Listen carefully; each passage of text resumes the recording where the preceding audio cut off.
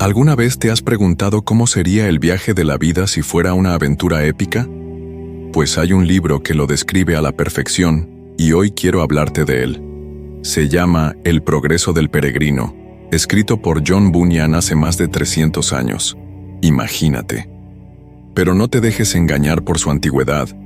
Esta historia es tan relevante hoy como lo fue entonces. Sigue a un hombre llamado Cristiano en su increíble viaje desde la ciudad de la destrucción hasta la celestial ciudad de Sión.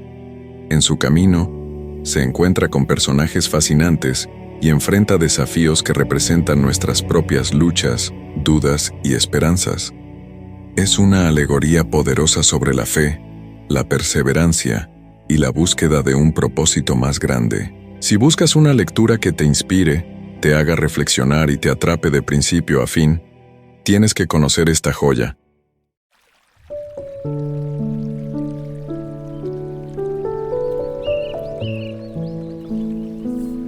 El progreso del peregrino. Viaje de Cristiano a la ciudad celestial bajo el símil de un sueño. Juan Bunyan. Vida de Juan Bunyan. Juan Bunyan, hijo de un calderero, nació en Elstow, cerca de Bedford, el año 1628. En una época en la cual prevalecían las malas costumbres por todo el país de Inglaterra. Su educación fue la que los pobres podían dar a sus hijos en aquellos días. Asistió a la escuela primaria y aprendió a leer y escribir, pero era un muchacho desaplicado, y muy pocos de su edad le aventajaban en maldecir, jurar, mentir y blasfemar. En sus días juveniles el terror era lo único que parecía tener alguna fuerza para sujetarle. Durante el día tenía frecuentes y tenebrosos presentimientos de la ira venidera, y de noche le sobresaltaban sueños horribles. Su imaginación concebía apariciones de malos espíritus que venían a llevárselo consigo, o le hacía pensar que había llegado el último día con todas sus terribles realidades. Tales eran los temores de su juventud. Conforme fue creciendo, se fue endureciendo su conciencia, sin que bastaran a despertarle ni a conmoverle los extraordinarios y providenciales acontecimientos que le ocurrieron. 2 veces estuvo a punto de morir ahogado. Durante la guerra civil fue obligado a servir en el ejército. En una ocasión, un compañero suyo que había pedido y obtenido permiso para sustituirle en una guardia, recibió un tiro en la cabeza y murió en aquel puesto. Su matrimonio ejerció cierta influencia en su porvenir. La joven que tomó por esposa era muy pobre, y lo más valioso que tenía eran 2 libros que su padre, hombre muy piadoso, le había dejado: El camino sencillo al cielo y La práctica de la piedad. La señora Bunyan leía con frecuencia estos libros en compañía de su marido y le refería la vida santa que su padre había llevado. El resultado fue que Bunyan sintió un vivo deseo de reformarse y así lo hizo, pero solamente en lo exterior. Su corazón no experimentó cambio alguno y su vida siguió por el mismo camino de pecado que hasta entonces había seguido. Un sermón que oyó acerca del pecado de no santificar el día de reposo le impresionó fuertemente. La tarde del mismo día estaba ocupado en diversiones, como era su costumbre hacerlo, cuando de pronto se agolparon en su mente pensamientos acerca del juicio venidero. Quedó aterrado. Imaginó oír una voz del cielo que le decía: ¿quieres dejar tus pecados e ir al cielo, o prefieres retenerlos e ir al infierno? Entonces cruzó por su conciencia como un rayo la convicción de que era un gran pecador, pero que era ya tarde para buscar el perdón o el cielo, y vio desesperado a sus pasatiempos. Algún tiempo después trabó amistad con un cristiano, cuya piadosa conversación tocó de tal manera su corazón que comenzó a leer la Biblia. Encontró en el libro las cosas que le alarmaron y emprendió la reforma de palabras y de su vida, pero confiado solamente en sus propias fuerzas e ignorando el amor y la gracia de Jesucristo. Un día atrajeron su atención la conversación que sostenían 3 mujeres piadosas que se hallaban sentadas a la puerta de una casa en una de las calles de Bedford. Se acercó y, oyéndolas hablar de las cosas de Dios, de su obra en los corazones y de la paz de la reconciliación, Vio que había en la religión algo que él no había conocido ni experimentado aún. Las palabras de aquellas mujeres no las olvidó nunca, y desde entonces abandonó la compañía de viciosos y buscó la sociedad de los que al menos tenían cierta reputación de piadosos. Bunyan había ya emprendido su camino saliendo de la ciudad de destrucción, pero cayó en muchos peligros y errores. Apenas hay un temor de los muchos que puedan asaltar el espíritu ansioso de salvación que no inquietara alguna u otra vez su mente. Por largo tiempo fue como el hombre que él mismo describe en su libro, encerrado en una jaula de hierro, privado del gozo de las promesas divinas y esperando aterrado una segura condenación. Su lucha con el maligno nos recuerda también el combate del cristiano y Apolión, pero según su propia y hermosa expresión, una mano misteriosa le alargó algunas hojas del árbol de la vida, que aplicó a las heridas que había recibido en la batalla y fue curado al instante. La fe le llevó a la cruz de Cristo y vino a ser más que vencedor por medio de aquel que le amó. Poco después de esto hizo pública profesión de su fe y comenzó a predicar a otros el Salvador que él había encontrado. Pronto tuvo que sufrir por causa de su religión, entre los años 1655 y 1660. Predicó a menudo en la vecindad de Bedford. En el año último fue arrestado y metido en la cárcel de Bedford, en la cual pasó 12 años, exceptuando únicamente un breve intervalo de pocas semanas. Se ha dicho con frecuencia que Bunyan escribió El Peregrino durante este encarcelamiento, pero algunos eruditos han demostrado que fue en otro posterior y más breve encarcelamiento, en el año 1676, cuando escribió la primera parte de su obra inmortal, la cual se publicó en los primeros meses del año 1678. La segunda parte no apareció hasta el año 1685. La obra de Bunyan ha sido elogiada por los literatos más eminentes. Ha sido traducida a numerosos idiomas, algunos de los cuales eran desconocidos para Europa en los días de Bunyan. Los misioneros han llevado este libro a casi todos los países del mundo y ahora El Peregrino cuenta la historia de su viaje a los chinos en el oriente, a los negros en el occidente, a los groenlandeses en el norte y a los isleños del Pacífico del sur. La Sociedad de Tratados Religiosos de Londres ha ayudado a la impresión de esta obra en más de 100 idiomas. Bunyan fue autor de otra alegoría, La Guerra Santa, publicada en 1682, que sigue al Peregrino en mérito literario y religioso. Refirió también de una manera inimitable la historia de su vida y de sus experiencias religiosas en su libro Gracia, que abundó para el mayor de los pecadores, digno de figurar al lado de las confesiones de Agustín y de las conversaciones de sobremesa de Lutero. Además de estas grandes obras, escribió muchos tratados, algunos de los cuales se leen todavía con placer provecho. En la cárcel aprendió Bunyan el arte de hacer encaje de flecos largos, con lo cual ayudaba a mantener a su familia. Después de su libertad, vivió una vida muy útil a la obra de Cristo, como pastor de la Congregación Independiente de Bedford y como predicador y escritor. Murió en 1658 en una casa que tenía una tienda con la muestra La Estrella y fue enterrado en Bunhill Fields.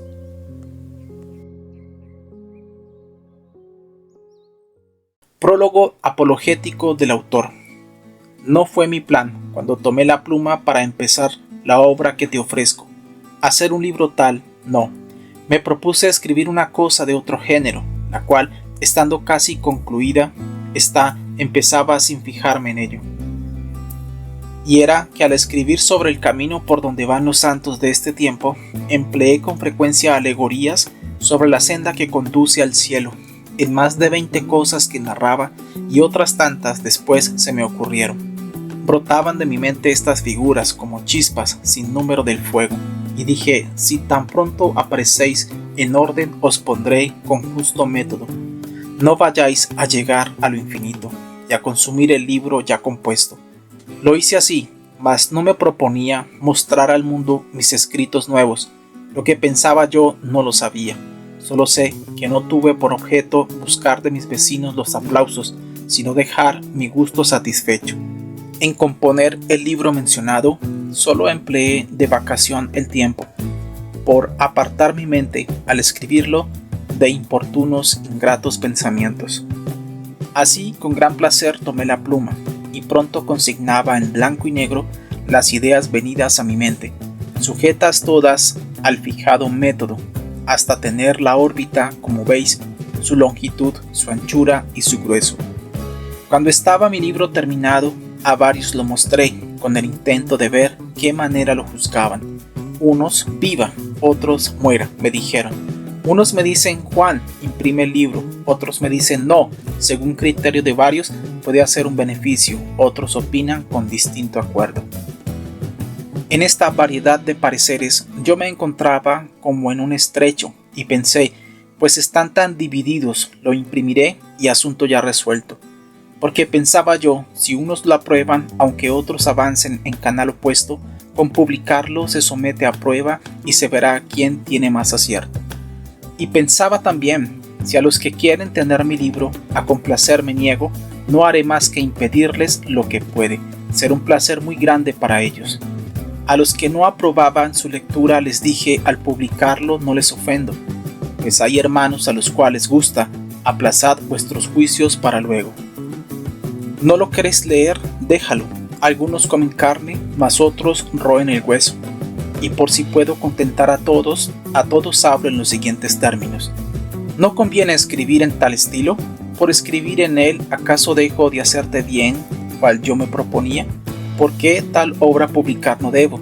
Negras nubes dan lluvia, no las blancas, mas si unas y otras a la vez llovieron. La tierra con sus plantas las bendice, sin lanzar a ninguna vituperio, y recoge los frutos que dan ambas, sin distinguir de dónde procedieron. Ambas convienen cuando está la tierra estéril por falta de alimentos, mas si está bien nutrida las rechaza porque ya no les sirve de provecho. Mirad al pescador cómo trabaja para coger los peces, qué aparejos dispone con astucia, cómo emplea redes, cuerdas, triángulos y anzuelos. Mas aun habiendo peces, no logrará pescarlos con sus varios instrumentos. Si no los busca, los atrae, los junta y les enseña el codiciado cebo. ¿Y quién dirá las tretas y posturas que tiene que adoptar el pajarero si quiere coger caza? Necesita red, escopeta, luz, trampa, cencerro, según las aves que coger pretenda, y son innumerables sus rodeos. Mas no le bastan con silbido o toque atraerá tal pájaro su cepo, pero si toca o silba se le escapa, tal otro que se coge con silencio.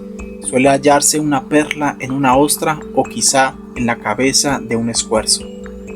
Pues si cosas que nada prometían, cosa mejor que el oro contuvieron, ¿quién desdeña un escrito que pudiera ayudarnos a buen descubrimiento? Mi libro, aún desprovisto de pinturas juzgadas por algunos como mérito, no carece de cosas que superan a otras muchas tenidas en aprecio. Bien juzgado ese libro, dice alguno, yo desconfío de su buen suceso. ¿Por qué? Porque es oscuro. ¿Qué más tiene? Es ficticio. ¿Qué importa? Yo sostengo que algunos con ficciones y con frases oscuras, cual las mías, consiguieron hacer que la verdad resplandeciese con hermosos y fulgidos destellos. Pero le falta solidez, explícate. Esas frases al corto de talento le turban, y a nosotros las metáforas en vez de iluminar nos dejan ciegos. Solidez necesita quien escribe de las cosas divinas, es muy cierto, pero me falta solidez porque uso metáforas. ¿Acaso no sabemos que con tipos, metáforas y sombras vino la ley de Dios y su evangelio? En estas cosas el varón prudente no encuentra repugnancia ni defectos. Los halla solo el que asaltar pretende la excelsa cima del saber supremo. El prudente se inclina, reconoce que Dios habló por diferentes medios, con ovejas, con vacas, con palomas, con efusión de sangre de corderos, y es feliz al hallar la luz y gracia que puso Dios en símbolos diversos. No seáis presurosos en juzgarme, falto de solidez, rudo en exceso. Lo que parece sólido no siempre tiene la solidez que nos creemos. No despreciamos cosas en parábolas, a veces recibimos lo funesto y privamos al alma de las cosas que le pueden hacer grande provecho. Mi frase oscura la verdad contiene, como el oro la caja del banquero.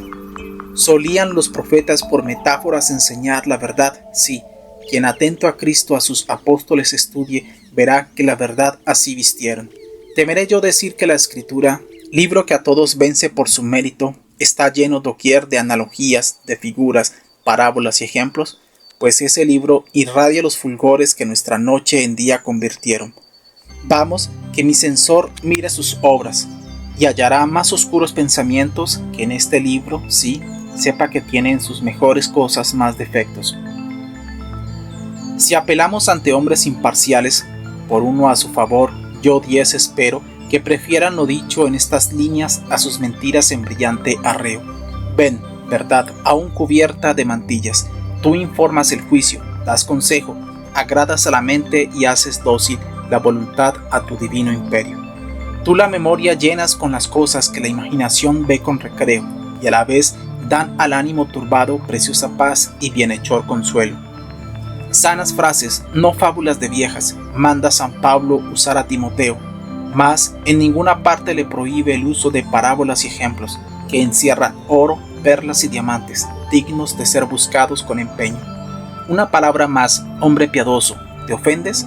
¿Era acaso tu deseo que yo diese otro traje a mis ideas o que fuese más claro, más expreso?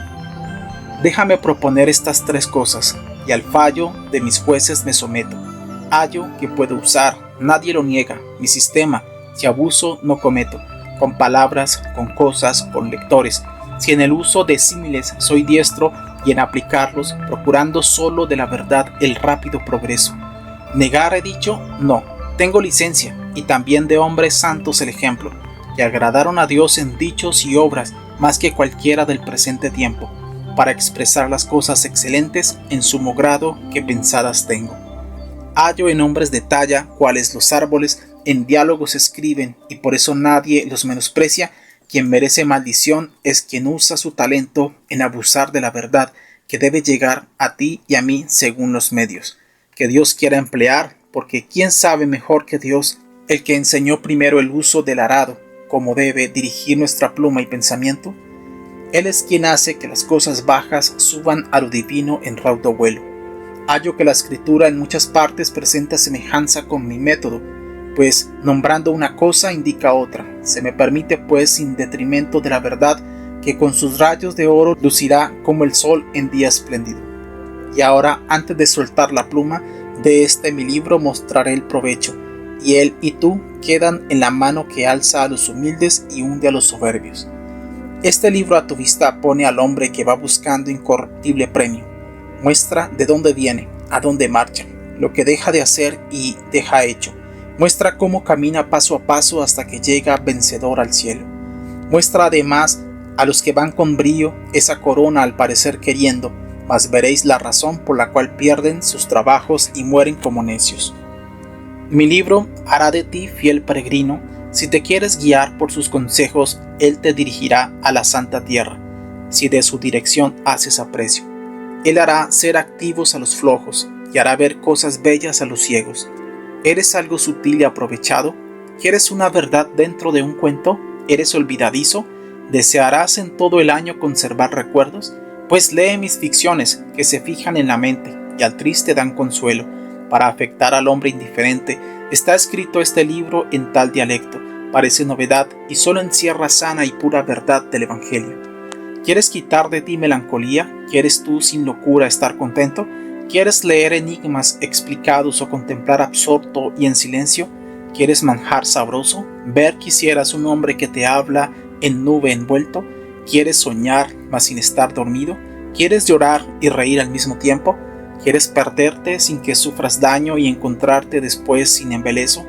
¿Quieres leer tu vida sin que sepas que la estás en mis páginas leyendo y ver si eres bendito o todavía no has alcanzado bendición del cielo? Oh, ven acá, coge mi libro y ponlo junto a tu corazón y a tu cerebro. John Bunyan. Versión métrica de Seara Hugo. Prólogo. Al sacar a luz una nueva edición del Peregrino, creemos innecesario describir los méritos y hacer el elogio de un libro inmortalizado ya por el juicio de 2 siglos y por la admiración de millones de lectores. En opinión de muchos críticos y pensadores, la alegoría de Bunyan es el libro religioso más grande que se ha escrito en el mundo después de la Biblia, en la cual encontró el autor inglés la inspiración que guió su pluma. Como libro de edificación espiritual, El Peregrino contiene un caudal de enseñanzas y estímulos que lo hace de inestimable valor para cuantos han emprendido la carrera celeste. Como literatura, pocos pueden igualarle en la sencillez y naturalidad del estilo, en el interés de su argumento y en la admirable descripción de personajes arrancados de la viviente realidad. En 2 ediciones anteriores a la que ahora se ofrece al público han sido incluidas las traducciones métricas de los prólogos en verso que Bunyan escribió en defensa de su obra, así como varios cánticos que el autor puso en boca de sus personajes, las que, hechas por el conocido pastor y poeta evangélico Don Carlos Araujo, que ahora goza del descanso y de las glorias de la ciudad celestial, han servido para completar esta versión española de la célebre obra. Los que la conocen en el original podrán juzgar del acierto y fidelidad con que se han hecho tales versiones. El Peregrino, viaje de Cristiano a la ciudad celestial. Capítulo 1. Principia el sueño del autor. Cristiano, convencido de pecado, huye de la ira venidera y es dirigido por evangelista a Cristo. Caminando iba yo por el desierto de este mundo, cuando me encontré en un paraje donde había una cueva. Busqué refugio en ella fatigado y habiéndome quedado dormido, tuve el siguiente sueño. Vi un hombre en pie, cubierto de andrajos, vuelto de espaldas a su casa con una pesada carga sobre sus hombros y un libro en sus manos. Fijando en él mi atención, vi que abrió el libro y leía en él, y según iba leyendo, lloraba y se estremecía, hasta que, no pudiendo ya contenerse más, lanzó un doloroso quejido y exclamó: ¿qué es lo que debo hacer? En este estado regresó a su casa, procurando reprimirse todo lo posible para que su mujer y sus hijos no se apercibiesen de su dolor. Mas no pudiendo por más tiempo disimularlo, porque su mal iba en aumento, se descubrió a ellos y les dijo: queridísima esposa mía, y vosotros hijos de mi corazón, yo, vuestro amante amigo, me veo perdido por razón de esta carga que me abruma. Además, sé ciertamente que nuestra ciudad va a ser abrasada por el fuego del cielo, y todos seremos envueltos en catástrofe tan terrible si no hallamos un remedio para escapar, lo que hasta ahora no he encontrado.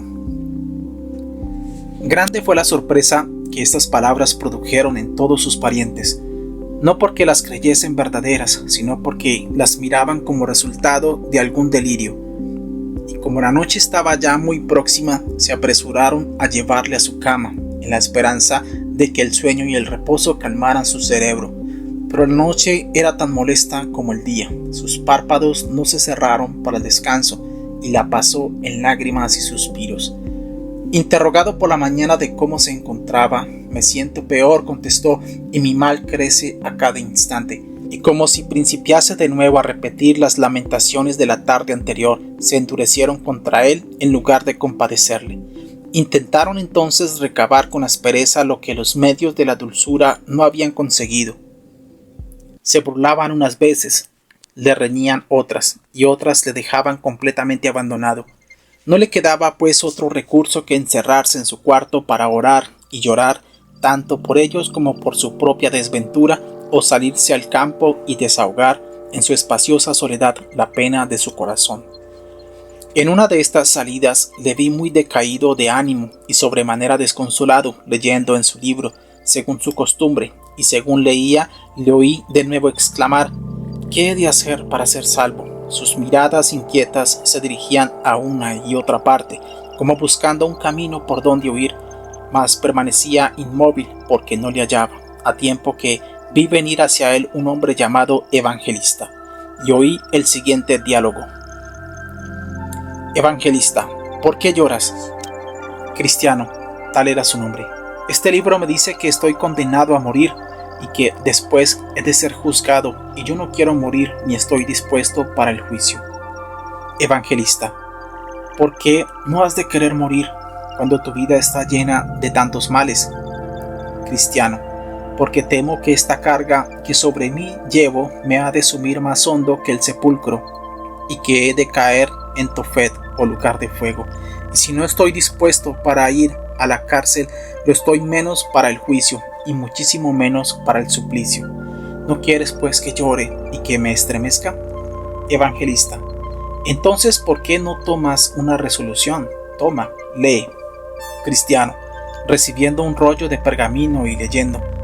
Huye de la ira venidera. ¿A dónde y por dónde he de huir? Evangelista, señalando a un campo muy espacioso. ¿Ves esa puerta angosta? Cristiano, no. Evangelista, ¿ves allá lejos el resplandor de una luz? Cristiano, ah, sí. Evangelista, no la pierdas de vista. Ve derecho hacia ella y hallarás la puerta. Llama y allí te dirán lo que has de hacer.